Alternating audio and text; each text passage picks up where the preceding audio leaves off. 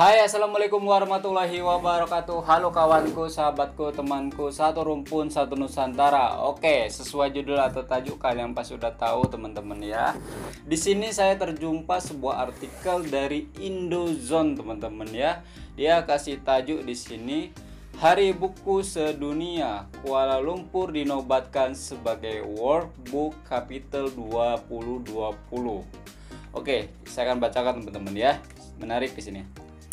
Oke, Indozone ID. Setiap tanggal 23 April diperingati sebagai Hari Buku Sedunia. Bukan hanya itu, di tanggal yang sama juga diperingati sebagai Hari Hak Cipta. Tahun ini tema Hari Buku dan Hak Cipta Sedunia berkaitan dengan keunikan buku. Melansir Hindustan Times Kamis 23/4/2020, Direktur Jenderal UNESCO Andrei Azoulay merangkum tema Hari Buku dan Hak Cipta Sedunia dengan kata-kata, buku memiliki kemampuan unik untuk menghibur mengajar. Buku sekaligus merupakan sarana menjelajahi alam di luar pengalaman pribadi melalui paparan terhadap berbagai penulis, alam semesta dan budaya, serta sarana untuk mengakses relung terdalam batin. Sekadar informasi, Hari Buku Sedunia pertama kali dicetuskan oleh penulis Valencia Vicente Clave Andres. Ini nama-nama orang Spanyol nampak ya. Sebagai sarana untuk menghormati salah seorang penulis terkenal, Miguel de Cervantes. Nama-nama orang ini kayak Brazil atau Spanyol ini. Pada tahun 1995, UNESCO kemudian menetapkan 23 April sebagai Hari Buku Sedunia secara kebetulan. Tanggal tersebut juga merupakan hari kematian penulis terkenal lainnya, yaitu Shakespeare dan Inca Garcilaso de la Vega. Namanya agak susah ya. Hari Buku dan Hak Cipta Sedunia dirayakan untuk mengenali ruang lingkup buku sebagai penghubung antar masa lalu dan masa depan. Selain itu, peringatan ini bertujuan untuk menjadi jembatan budaya dan generasi. Hal ini menjadi ciri khas dari hari ini adalah penetapan World Book Capital yang dimaksudkan untuk mempertahankan perayaan buku dan membaca di suatu wilayah.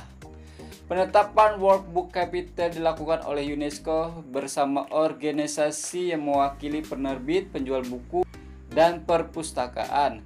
Tahun ini World Book Capital diberikan kepada Kuala Lumpur, Malaysia. Predikat tersebut diluncurkan secara digital. Kuala Lumpur menggantikan Sharjah, Uni Emirat Arab yang pada tahun 2019 terpilih sebagai World Book Capital. Hari ini buku ini telah menjadi platform bagi orang di seluruh dunia, terutama para pemangku kepentingan dunia sastra. Hari Buku ini telah menjadi platform bagi orang-orang di seluruh dunia, terutama para pemangku kepentingan dunia sastra, termasuk penulis, penerbit, guru, pustakawan, lembaga publik dan swasta, LSM kemanusiaan dan media massa untuk bersama-sama mempromosikan literasi, membantu semua orang mendapatkan akses ke sumber daya pendidikan. Oke, saya ucapkan tahniah buat Malaysia, khususnya Kuala Lumpur, karena dinobatkan sebagai World Book Capital 2020 yang sebelumnya di tahun 2019 diduduki oleh Uni Emirat Arab. Tahniah sekali lagi saya ucapkan, ini sesuatu yang membanggakan, mengharumkan nama citra Malaysia agar lebih melejit ke antar bangsa, bahkan dunia, bahkan dikenal di dunia. Tahniah teman-teman ya. Saya sebagai warga Indonesia cukup bangga, cukup bahagia dan senang dengarnya teman-teman ya. Mestinya macam itu ya. Kita tuh berjiran tuh macam itu. Jadi bila ada jiran yang dapat sesuatu itu bahagia. Macam kita hidup sehari-hari aja teman-teman ya. Jadi kita berjiran ya. Nah, kalau jiran beli peti ais, kita bahagia. Beli kereta baru, bahagia. Beli rumah, bahagia. Jangan kita tengok jiran beli peti ais, panas dingin ya. Lepas itu dia beli rumah, sakit, meriang, panas dingin, lebih teruk lagi. Beli kereta mewah, wah masuk ICU dia. Harusnya kita tuh berjiran itu jangan sampai ada yang iri hati, saling sokong ya, macam itu harusnya. Oke, next teman-teman, kita beralih ke topik yang lainnya teman-teman. Oke, kita beralih ke Facebook. Kebetulan saya aktif lagi di Facebook. Kalian pasti bertanya-tanya apa nama Facebooknya. Oke, nama Facebook saya sama nama Instagram itu sama teman-teman, Sunan Tapis. Oke, di sini saya akan bahas beberapa hal di sini teman-teman. Kebetulan saya udah share beberapa artikel dan video yang nampaknya menarik untuk dibahas teman-teman ya.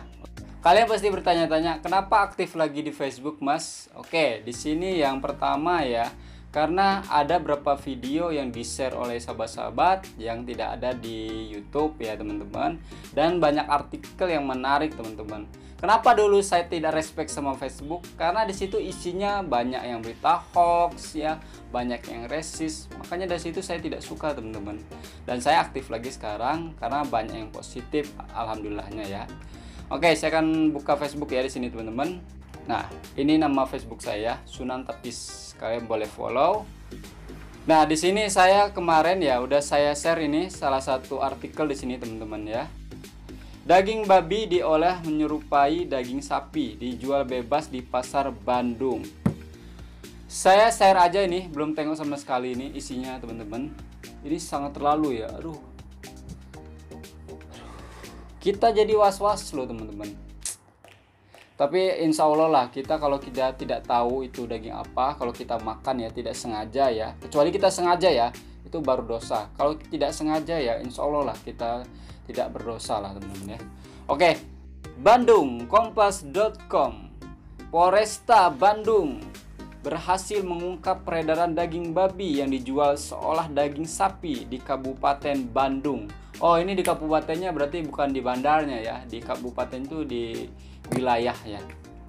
Saat ini para pelaku peredaran daging babi yang berhasil diamankan diketahui berinisial T, MP, AR, dan AS. Kapolresta Bandung, Kombes Pol Hendra Kurniawan mengatakan bahwa pengungkapan ini berdasarkan informasi yang didapatkan Satgas Pangan Kabupaten Bandung terkait adanya daging babi yang diolah menyerupai daging sapi.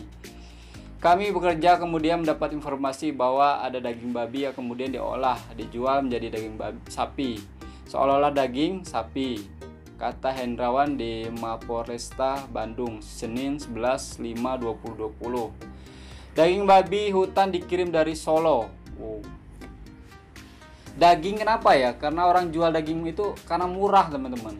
Karena sekarang ini mau lebaran ya kan, kalau daging sapi mahal sangat. Mahal sangat di sini, berkali lipat kan, akhirnya mereka itu tipu ya pakai daging babi. Untungnya besar tuh kayak gitu.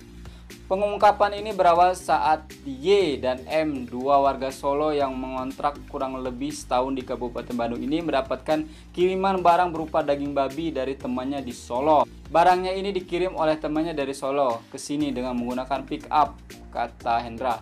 Pick up itu semacam lori kalau di Malaysia ya. Y dan M kemudian mengolah daging babi dan membagikan kepada A dan As untuk dijual di daerah Kabupaten Bandung. Aduh, parah banget ini ya. Kalau dia muslim ini ya keterlaluan banget dia ya. Jelas-jelas melanggar sekali ini. Masya Allah, jangan sampailah kita macam inilah. Masya Allah, saya takut kayak gini. Oke, next teman-teman ya. Saudara A ini dijual di daerah Majalaya. Oh, Majalaya, jadi daerah Bandung itu ya, pelosoknya teman-teman ya, jadi bukan bandarnya ya.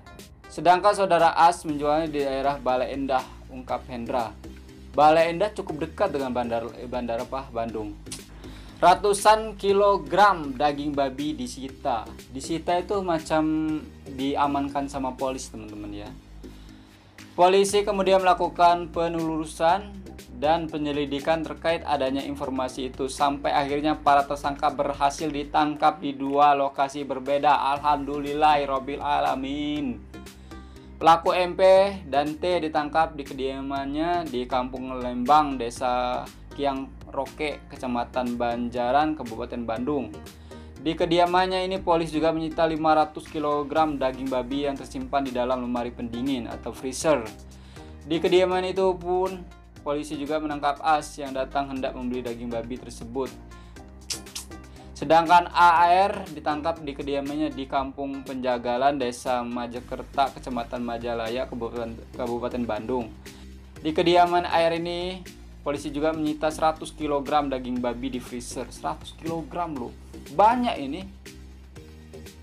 Kita mengamankan kurang lebih 600 kg. 600 kg, hampir 1 ton. 500 kg yang masih utuh kita sita dari freezer itu, kemudian yang 100 kg gitu kita sita dari para pengecernya, kata Hendra.